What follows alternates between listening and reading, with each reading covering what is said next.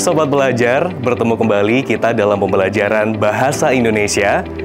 Pelajari Bahasa Indonesia, kuasai dunia.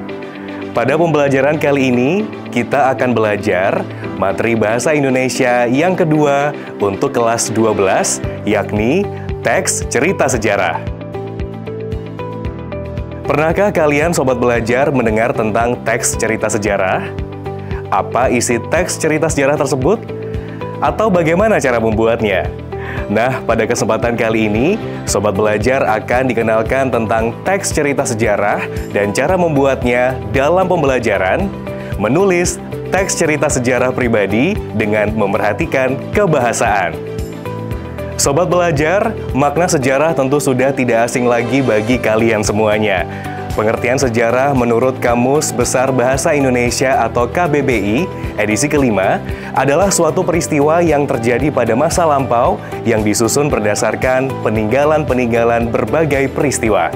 Memahami makna sejarah memang bukan hal baru lagi nih Sobat Belajar. Sangat banyak contoh peristiwa sejarah, baik dari daerah, nasional, maupun internasional yang sudah kalian pelajari.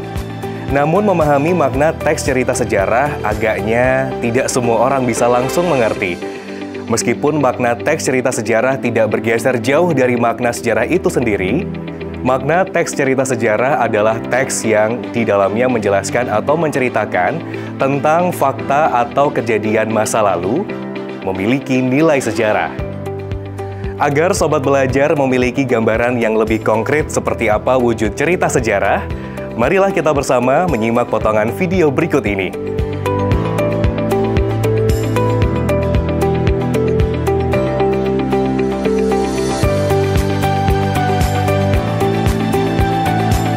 Potongan film yang baru saja kalian simak tadi adalah salah satu bentuk visualisasi cerita sejarah. Nah, mudah bukan ditemukan perbedaan antara teks sejarah dan teks cerita sejarah? Perbedaannya terletak pada cara penyajiannya. Kalau teks sejarah disampaikan secara ekspositori atau pemaparan, sedangkan teks cerita sejarah disajikan dalam bentuk naratif atau pengisahan. Sobat Belajar, secara garis besar, teks cerita sejarah dapat dibedakan menjadi dua jenis, yakni fiksi dan juga non-fiksi. Contoh teks cerita sejarah fiksi antara lain, cerpen sejarah, novel sejarah, legenda, dan roman. Sedangkan contoh untuk non-fiksi seperti biografi, autobiografi, perjalanan sejarah, atau catatan sejarah. Baiklah Sobat Belajar, kita akan mulai pembahasan kita mengenai cara membuat menulis teks cerita sejarah. Teks cerita sejarah yang akan kita pelajari adalah teks cerita sejarah non-fiksi. Tepatnya untuk jenis autobiografi atau sejarah pribadi. Yuk kita simak bersama langkah demi langkah dalam menulis autobiografi sebagai berikut. Langkah pertama, tetapkan topik yang akan kita kembangkan dari cerita sejarah yang akan kita buat. Sekedar untuk contoh. Yang pertama, meraih juara 1 Lomba Karya Ilmiah Remaja atau KIR. Atau bakti sosial atau baksos di daerah terpencil. Langkah kedua, identifikasi peristiwa sesuai topik.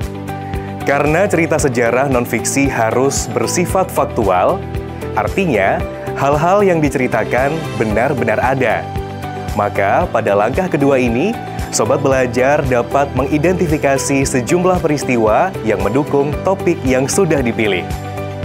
Misalnya, jika yang dipilih adalah topik pertama, maka identifikasilah hal-hal yang terkait dengan lomba KIR yang diikuti. Seperti, KIR diselenggarakan siapa? Siapa pembimbingnya? Persiapan apa yang harus dilakukan? Bagaimana dukungan sekolah? Perjuangan apa saja yang sudah dilaksanakan? Dan bagaimana hasilnya? Langkah ketiga, mengurutkan peristiwa sesuai struktur. Sebagai informasi tambahan, struktur teks cerita sejarah meliputi 3 tahapan. Tahapan pertama adalah orientasi. Tahapan ini berisi pengenalan topik. Tahapan kedua adalah urutan peristiwa. Pada tahapan ini berisi inti cerita sejarah. Tahapan ketiga adalah reorientasi.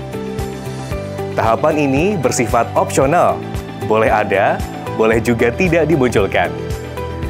Seandainya dimunculkan, tahapan ini bisa berisi kritik, saran, atau bisa juga pesan-pesan. Setelah sejumlah peristiwa yang akan ditampilkan teridentifikasi, selanjutnya Sobat Belajar bisa mengurutkan sesuai struktur teks cerita sejarah yang meliputi 1. Orientasi. Jika topik yang dipilih adalah meraih juara 1 lomba KIR, pada bagian pembuka bisa kita jelaskan poin-poin inti berupa siapa penyelenggara lomba KIR dan siapa pula pembimbingnya. Struktur kedua, urutan peristiwa. Jika yang dipilih adalah topik KIR, maka sejumlah fakta yang dilakukan dalam mengikuti lomba KIR diurutkan dengan kronologis. Pada tahapan ini bisa disampaikan siapa pembimbingnya, persiapan yang dilakukan apa saja, bagaimana dukungan sekolah, perjuangan apa saja yang dilakukan, dan bagaimana hasilnya. Struktur ketiga, reorientasi. Reorientasi adalah bagian terakhir dari teks cerita sejarah. Pada bagian ini, Sobat Belajar dapat menyampaikan komentar pribadi penulis terhadap cerita yang ditulisnya. Reorientasi ini bersifat opsional, boleh ditulis atau boleh tidak. Jika kita kaitkan dengan topik yang sudah menjadi pembicaraan kita tadi, maka Sobat Belajar dapat menceritakan manfaat-manfaat apa yang bisa kita petik dengan mengikuti lomba KIR. Langkah keempat, setelah Sobat Belajar selesai menyusun cerita sejarah sesuai struktur, meliputi orientasi, rangkaian peristiwa, dan reorientasi, maka langkah selanjutnya adalah menyunting teks cerita sejarah. Pada saat penyuntingan dilaksanakan, Sobat Belajar wajib mencermati penerapan kaidah kebahasaan. Kaidah kebahasaan yang seringkali diterapkan dalam teks cerita sejarah antara lain 1. Penggunaan keterangan waktu. Karena cerita sejarah adalah pengisahan peristiwa masa lalu, sehingga keterangan waktu yang sering digunakan adalah keterangan waktu lampau, seperti pada zaman, pada waktu, atau pada tahun. Kedua, penggunaan keterangan tempat. Yang dimaksud dengan keterangan tempat adalah keterangan yang menunjukkan dan menginformasikan lokasi peristiwa sejarah. Biasanya ditandai dengan kata depan di, ke, dan dari. Ketiga, konjungsi temporal. Yang dimaksudkan dengan konjungsi temporal adalah kata hubung yang menandai adanya hubungan waktu. Kata hubung yang sering dipergunakan dalam teks cerita sejarah adalah setelah, lalu, kemudian, selanjutnya, atau sebelumnya. Yang keempat, konjungsi kausalitas. Konjungsi kausalitas adalah kata hubung yang menandai adanya hubungan sebab akibat. Contohnya, karena, sebab, oleh sebab itu, mengakibatkan, dan lain sebagainya. Yang kelima, nonima atau kata benda. Jenis kata benda yang sering digunakan dalam teks cerita sejarah biasanya mengacu pada nama orang, hewan, benda, dan gagasan atau ide. Yang keenam adalah verba. Penggunaan verba atau kata kerja yang menunjukkan tindakan biasanya ditandai oleh imbuhan me, ber, ter, di, me, kan, ber, kan, di, kan, dan lain-lain. Contohnya, melihat, melukis, diserahkan, dan lain-lain. Langkah kelima. Langkah ini merupakan langkah terakhir dalam menulis teks cerita sejarah.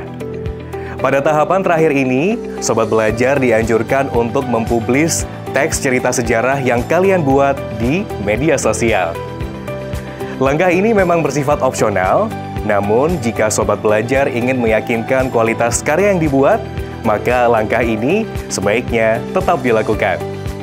Publikasi karya bisa dilakukan melalui media sosial seperti WhatsApp Group, Facebook, Instagram, atau Twitter. Melalui publikasi ini, kalian akan mendapat tanggapan dari pembaca. Tanggapan bisa berisi penguatan, namun bisa juga berupa saran atau bahkan kritikan. Hal yang perlu kalian lakukan atas tanggapan tersebut adalah bersikap sportif atas segala masukan.